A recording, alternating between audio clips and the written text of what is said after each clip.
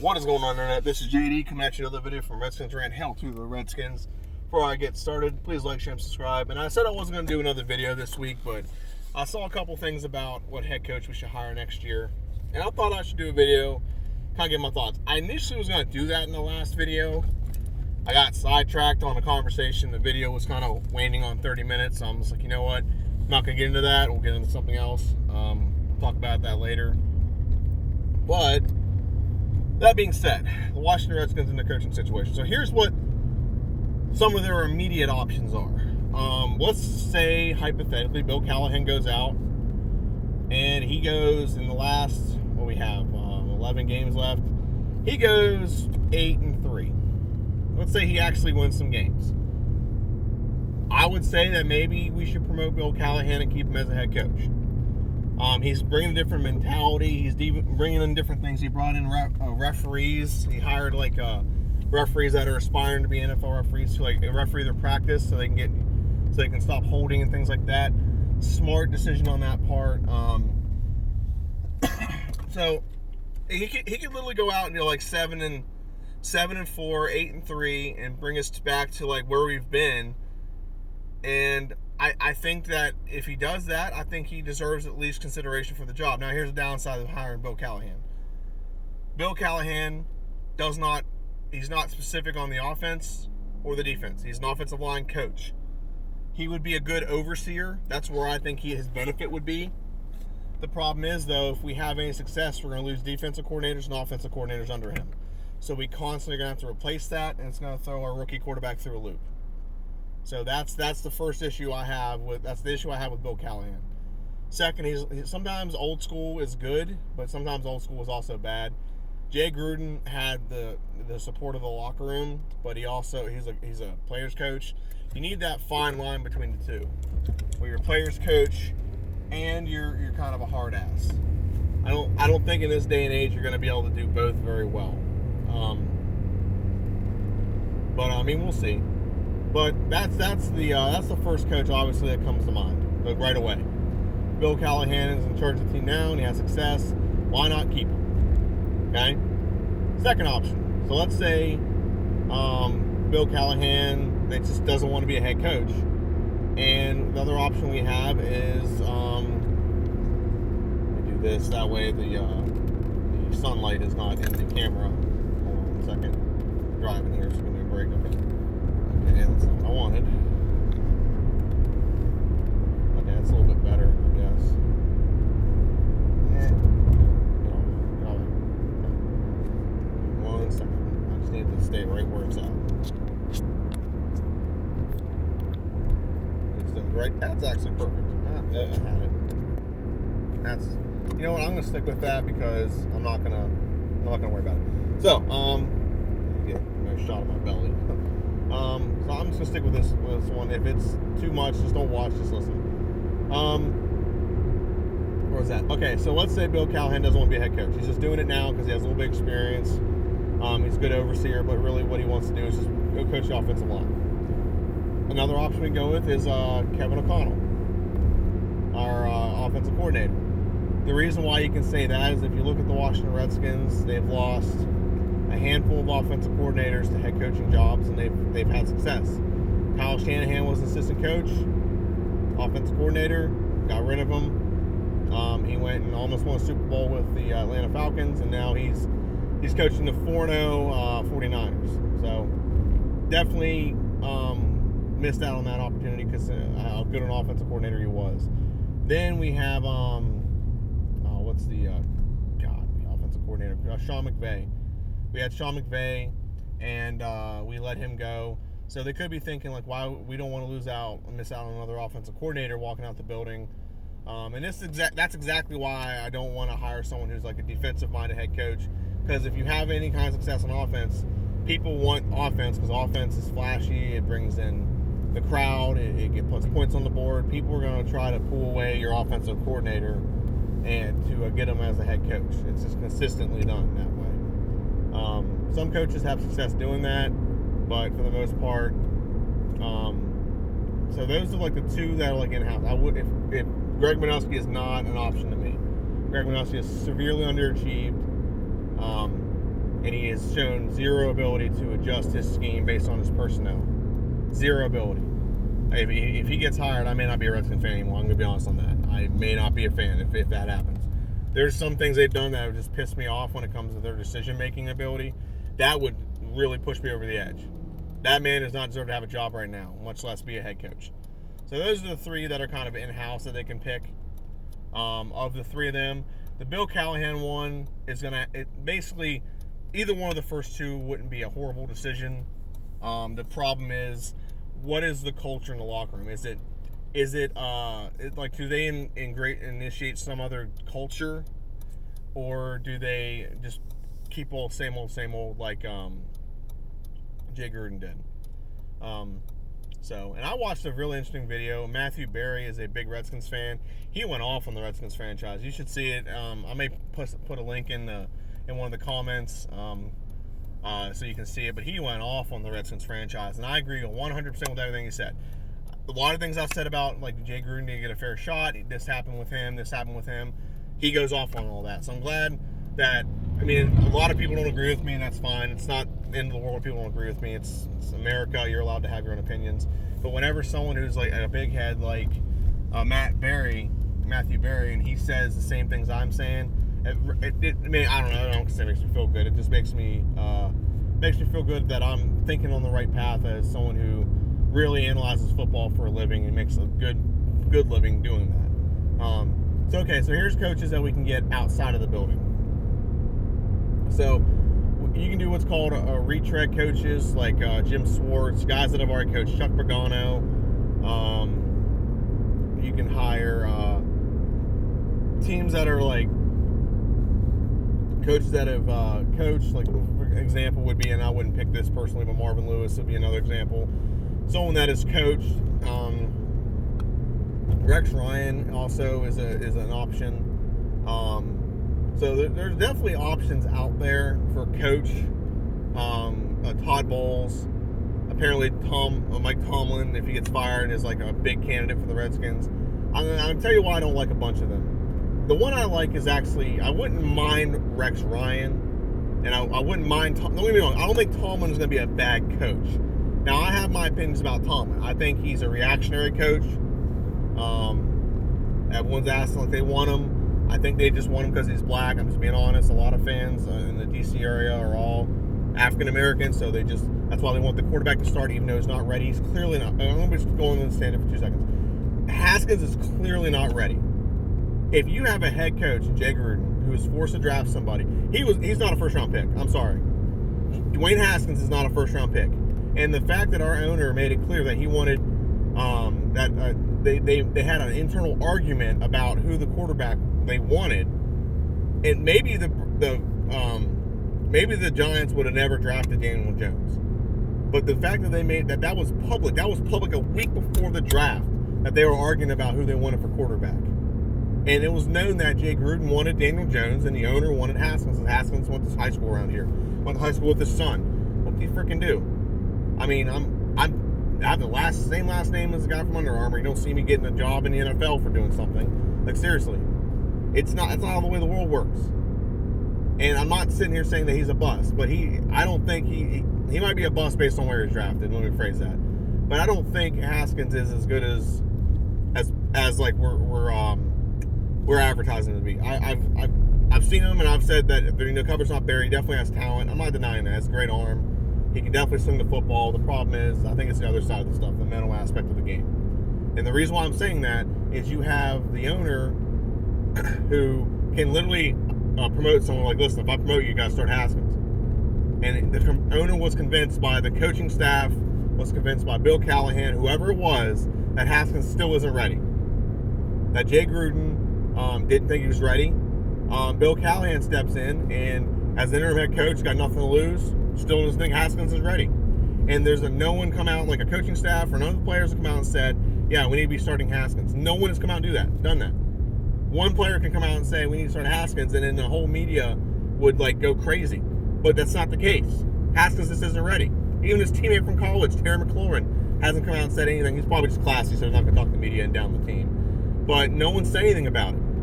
So I have a feeling that we might have a video I posted in preseason, again, not trying to talk like I'm like like a savant or whatever, or I come up with all these crazy ideas and I'm a predictor or anything, but I said the Redskins should have traded this second round pick for Josh Rosen. Josh Rosen looked pretty dang good. Now I know that I know the Dolphins don't look good, but Dolphins are a worse team than us right now.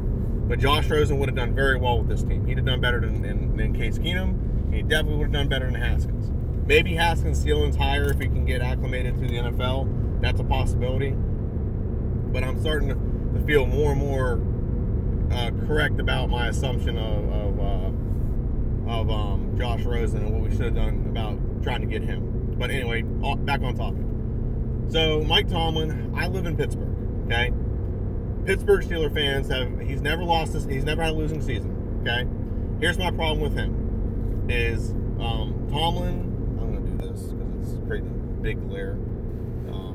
Tomlin has never had a losing season, but he's also had extremely good talent. The 1 year he doesn't have good talent, he's 1-4. The 1 year he doesn't have, he didn't have Le'Veon Bell last year, he missed the playoffs. Now he doesn't have Antonio Brown. And he's going to miss the playoffs again, and he's not even going to win at half of his games. He's going to have his first losing season because he doesn't have great talent. Now, like last year, people in Pittsburgh gave me shit like, "Oh, the Redskins are 7-9. We're 9-6-1 or whatever the Steelers were." I'm like, okay, good for you guys. But here's the thing: we had a lot of injuries. You did.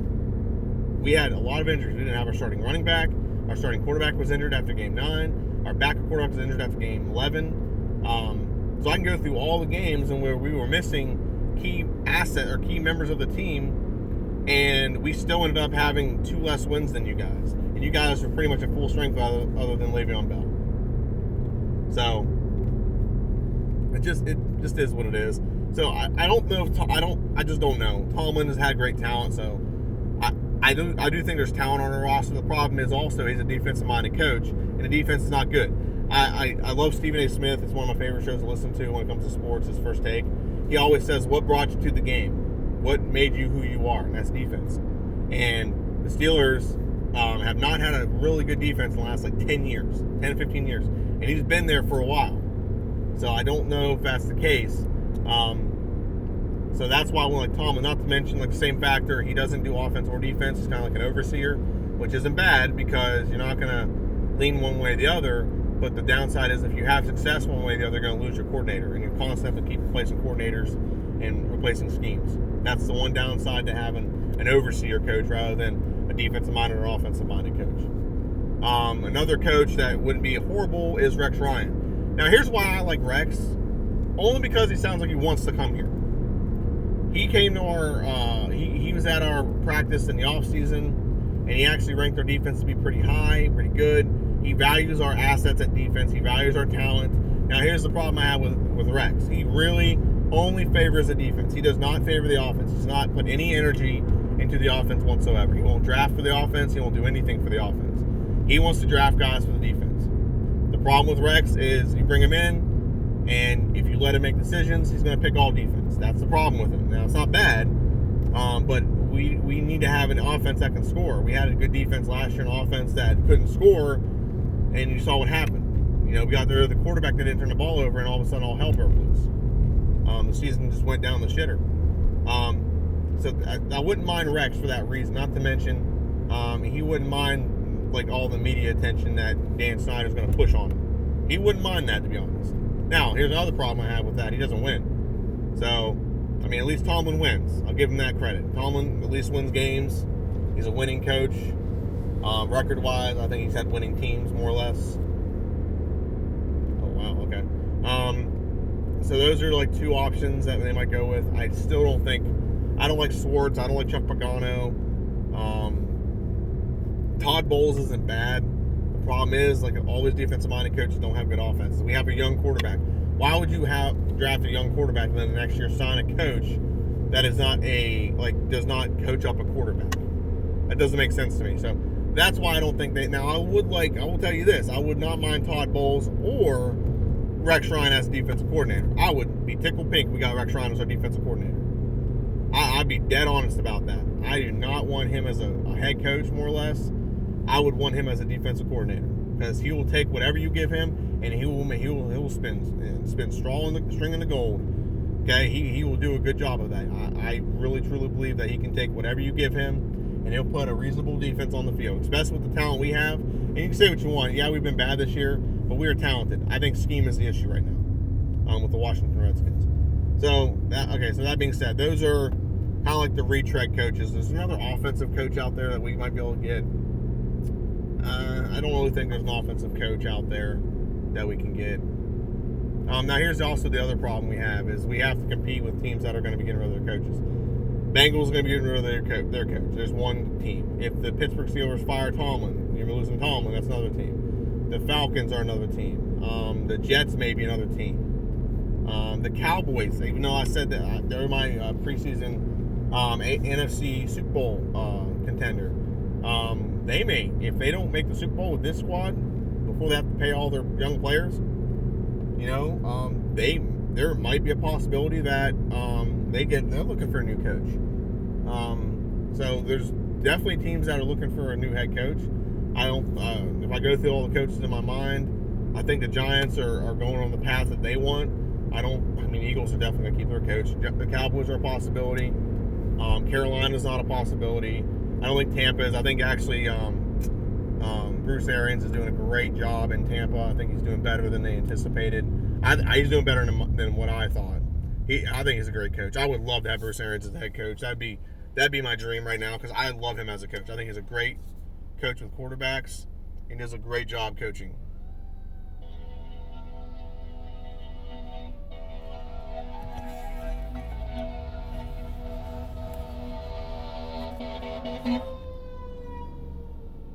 Alright, there's a fire engine. I gotta get out of the way. And so that would be my choice if I could handpick a coach right now to be the coach of the Redskins. That's considered a retread. Maybe Bruce Arians already is with Tampa. They're not going to fire him. He's doing a great job. Maybe Jacksonville's coach. That's a possibility. So there's a handful of coaches and jobs that are going to be available. Teams that have offensive coordinators that are good. Mike McCarthy was another one. Now, here's the problem with Mike McCarthy. He doesn't advance the offense. He doesn't evolve. So he would come in and bring stability. He's a stabilizing coach. The defense would be pretty good. The offense would be okay, but it wouldn't evolve with the talent he has.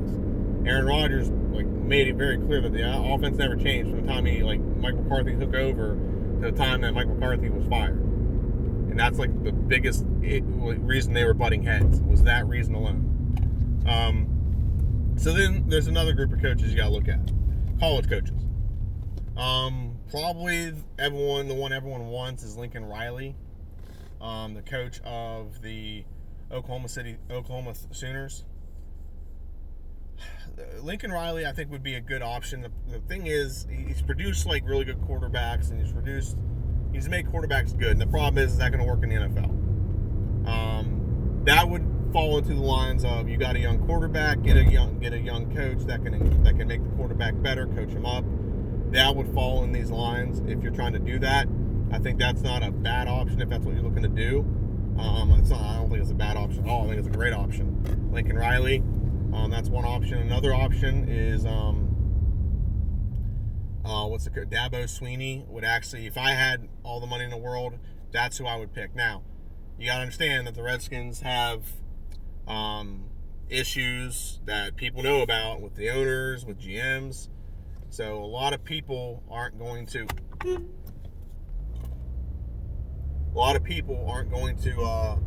be just willing to come here. So we're going to have to throw money out there. We're going to have to, hopefully there's stipulations on people showing up. If I were to coach the Redskins, I'd be like, listen, I coach the Redskins, but I want autonomy. I want the right to make decisions. And if you make decisions, I literally will put in a contract. I have the right to find the owner, and he has to pay me more money anytime he makes an interference, and I get to judge what's interference.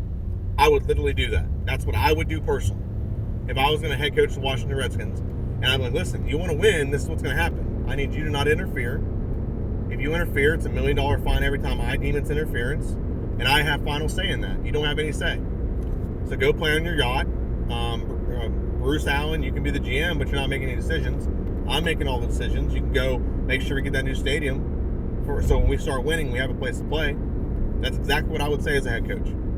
I would literally have it in my contract. I have the right to fine the coach, the owner, as much as I want for his interference in my team. That's exactly what I would put in my contract. I know that they're not going to do that because Dan Snyder wants to have input. He wants to be the reason. The thing about Dan Snyder is I was talking to someone about work the other day. They asked me what was wrong with the Redskins. I was like, the problem with the Redskins is they have an owner that thinks like a basketball owner. And he's not. He's a football owner. Like, what do you mean? Like, in basketball, you can make one decision and one trade, and it completely change the outcome of your team. Like, for example, I'm a Washington Wizards fan. If we traded right now and got Kevin Durant, he didn't have his torn Achilles, we would be title contenders immediately. That one trade would do that. If we traded for LeBron James, or he left LA next year and came to Washington D.C., we would be contenders right away. No offense or buts about it. In basketball, look at the what's their names? Look at the Oklahoma City, or not Oklahoma City, New Orleans, the Pelicans. They made one move, got the first overall pick, and added players, and made two moves off. So they traded their best player, they drafted a hot young rookie, and they got a bunch of young talent around him to help build with him, and their fortune have changed. You can make one move in pro basketball, and you're a contender. You could have a bad coach, yeah, that happens, but you're still a contender. If we added, let's say we traded for Tom Brady today, that doesn't make the Redskins contenders. No way whatsoever. Football is too many moving parts for that to even be considered, to like have an impact on like, the outcome of what we are. And what I mean by that is, you can't have 22 people that have to play at one time, or 33 if you count special teams, that have to, there's a whole bunch of moving parts, and think one move is going to make all those moving parts in sync.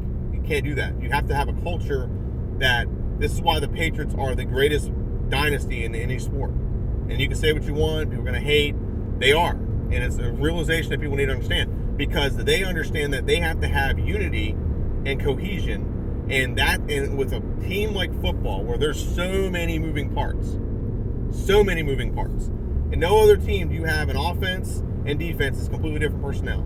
A basketball player can play defense and impact the defense. A basketball player can play offense and shoot the ball almost every possession. That's the way the sport's designed. Baseball, you can play your best pitcher every few games, and you're going to win at least a third of your games if your pitching's good. If you have one good pitcher that can impact the game that well. If you win half your other games, you're over 500. That's really how baseball can be played out, if you look at it analytically.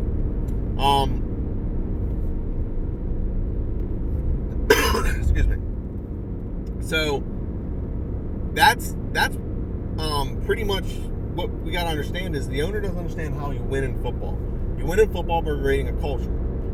Joe Gibbs took over, had to coach a team of, quote, scabs in the 80s. Why did his team, when the Dallas Cowboys came back with all pros and a Super Bowl a good team, come back and he still spanked them with scabs?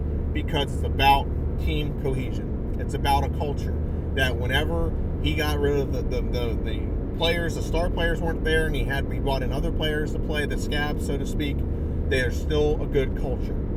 That is the problem with the Redskins, is culture. And I'm going to reiterate on what I said in the last video. This dumbass, useless Bruce Allen, came out and said that the Redskins have a good culture. We do not have a good culture. We do not have that at all. We have a bad culture. It's a losing culture. And the fact that he thinks that is one of the biggest problems the Redskins have.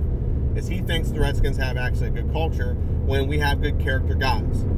We have guys that have high quality, good character, that come from winning organizations, that are hardworking. They're going to work hard no matter who our head coach is, no matter who our GM is, because they want to win. Now, the culture around that, the rest of the players on the team aren't going to be affected by that if they're not good character guys. Ron Payne, Jonathan Allen, Matt Ioannidis, Montez Sweat, they come from good pedigrees. You have Josh Norman, he wants to win, so on and so forth. Dwayne Haskins came from a winning organization in the Ohio State. Darius Geis came from LSU. They have a history of winning too.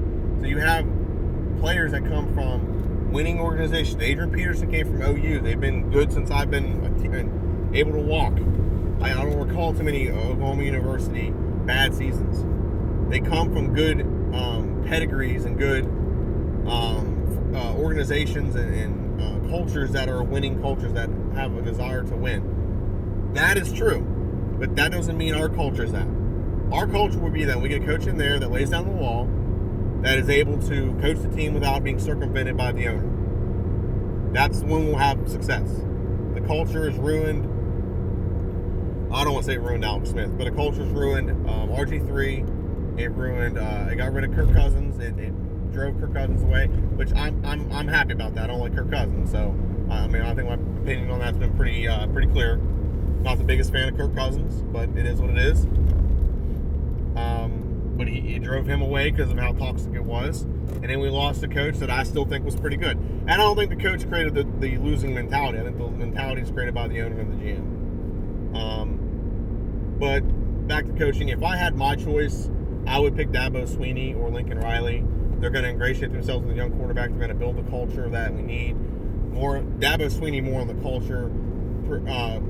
Developing Dwayne Haskins is more on Lincoln Riley. Realistically, who are we going to get? We're probably going to get somebody like, we're probably going to promote from within. Honestly, if I had to bet my money, like a $10 bet right now, we're probably going to promote Kevin O'Connell to head coach and try not to have too much change, because Kevin O'Connell is going to have a good relationship with the Haskins, hopefully by the end of the year. We could go with a splashy, sexy name, Rex Ryan, which again I don't mind it being a defensive coordinator. I would love that to be a defensive coordinator. He can make some magic on the defense, but not a head coach. So that's pretty much my video. We're almost at 30 minutes. Like, share, and subscribe. This is JD. This is Redskins Rant. Who do you think the next coach to watch the Redskins should be, and why? I've listed reasons why some coaches shouldn't be. This is the reason why Tomlin, I don't think he will be. The reason why I don't think Rex Ryan. Well, I think Rex Ryan could be. It's just the reason why I don't want Rex Ryan to be a head coach. I want him to be a defensive coordinator. There's a difference. But let me know in the comment section down below who you think would be our next head coach. Do you think we need to focus on the team aspect? You need to get a coach that's going to be quarterback centric so we can build the quarterback. What do you think? Like, share, subscribe. Thanks for watching. This is JD. Hail to the Redskins.